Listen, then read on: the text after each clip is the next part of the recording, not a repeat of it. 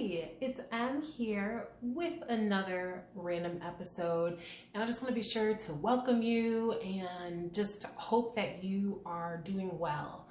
I am still in the middle of a book that I talked about, I think 2 videos ago. I talked about a book called The Lost Manuscript, and I'm still working my way through the book. I got a bit distracted on the weekend from this distraction. So I didn't get as far into it as I thought, but my e-reader says my e-reader says I'm moving along. I'm 71% into the book. And I continue to enjoy it. Like I said in the other video, it has the way that the people speak has like an old school style. Like these are people who live in a very different kind of world than what I'm used to. They speak in a way that's very different from what I'm used to. Yeah, so I'm continuing to enjoy it. I very much appreciate this old-fashioned way that these people are, or what I consider old-fashioned, in how these people are navigating through the world, with the letters and things like that. I actually haven't written a letter in a few months now that I think about it. I need to. But anyway, so something that has crossed my mind or hit me while continuing to read, what we're witnessing throughout this story is many different people are being unexpectedly contacted because they all have this connection through a book that was found in a hotel. And it's fascinating because some people are being disrupted. Their regular lives are being, kind of shaken as they all are discovering they have these things, that their life was deeply moved by this book. And also they starting to have some kind of connection or understanding with the other people who are impacted by this story. And it's interesting because for some cases, some of the people who have been contacted, they don't really welcome this at first. And it almost strongly objecting to being bothered, to being disrupted from their usual life, their own current understanding and version of peace. And what I really like about this concept is it's something that's very real. I think this is something that we all, I think many of us can relate to. I think we all have our understanding of currently what peace is. For us, for some people, it can be very, very simple. I just know I'm going to wake up in the morning, I'm going to have my coffee, go to work, come home, maybe watch TV or something, and go to bed. And that's my usual peaceful life. Not too many outside characters coming in to disrupt that or shake up what I know to be stable. And I can understand, it's something that I know my brain sometimes naturally just can freak out a little bit at the idea of kind of opening myself up. But I think that's where, in some cases, some of the best life adventures come into play. And one of my favorite movies that I've only watched once, I keep meaning to watch it, but I don't watch it. I don't know why I haven't watched it. Oh, that's right, because it wasn't available through Netflix. But anyway, there's a movie called Last Chance Harvey. And I'm telling you, the concept of this story just touches my soul, because it's that kind of person living, again, that life that they see as their norm, their somewhat peaceful level. And how just by a random interaction with a stranger or observing a stranger and connecting with them in some way, somehow just changes everything. And I like that, and I've always liked the concept. And the big thing for me was, I know it's fiction, but for me, I found it as it influenced me to be more open in many ways. And I think a big example of this, I would take it back to meeting my husband, who we met as friends, but I initially, when talking with him, I was not open to meeting him in person. you know, I just like my peace, my version of peace.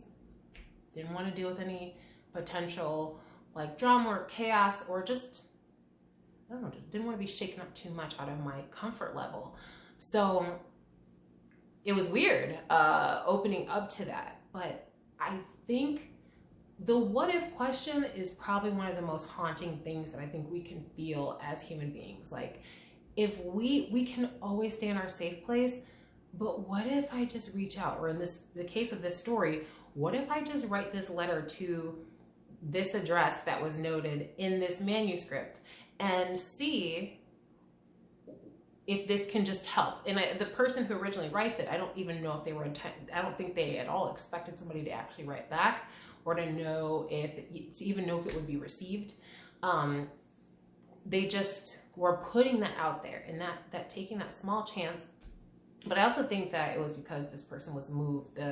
One of the main characters, she was deeply moved by the content, and that led her to unusual action. And then it's just amazing to see how it plays out with characters. And I think for me, the big lesson in this is just being open to a different kind of connection. And I talked about this in another video too, like this human need, we do have a need for connection, but I think there's some part of us that kind of gets so afraid of reaching out. I don't know if it's related to just the safety factor, just like, this is what I know, let me not introduce potential chaos, drama, whatever. I'm not sure if it's that or what, but I think in being open, I just feel like it can really create even more of a story. And I like to feel this way about life in general, like with opportunity that might potentially come my way, like, and it's something I'm trying to train myself to do. It's something I have to regularly remind myself, because my brain often thinks, no, I just want to stick with what I know right now, my current schedule, I know what it is, let me just stick with that. And it's very hard. So I want to ask you though, because I've talked quite a bit before asking my question, I want to know for you, if you have had these moments in life, like where just, you know, you felt yourself kind of, if you've experienced that time just where you completely cut yourself off, but then at some point, once you just opened yourself up to that disruption, and I don't mean disruption in a negative sense, but to some sort of disruption, someone shaking things up in an unexpected way, but positive way, I would say. I'm just curious, if you feel like sharing, feel free to put that down below. I'm curious. But I do know that some of the best things that have ever happened in my life, which has been a roller coaster of mess and, you know, all that good stuff too. Yeah, it's been best when I've been open. So I don't know. I'm just curious about your thoughts. I want to thank you so much for watching. I know I only just got solid direction on this channel like a few months ago, but I'm here and I know what I'm here for. So anyway, yeah, I think the big thing is, I think we can also always just tap into a better version of ourselves when we tap into something different, like when we are connecting with different people. That's why for me, a lot of times, like when it came to like ideal kind of friend or ideal kind of like romantic partner, I didn't, outside of like my solid constraints, like my solid, like my morals and just certain things that really matter to me, like those things I can't compromise on. But there's so many other things, like it's not that deep.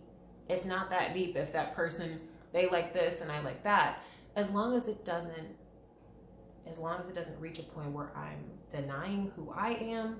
And we can, you know, we can, regardless, even with varying differences and things like that, like we can all live, we can all coexist. But when we're talking deep connections, I understand that we definitely can sometimes want a bit more. So anyway, I'm going to leave it there. I want to thank you for watching once more. And I hope until the next episode that you stay safe, be well, and I'll talk with you later. Bye for now.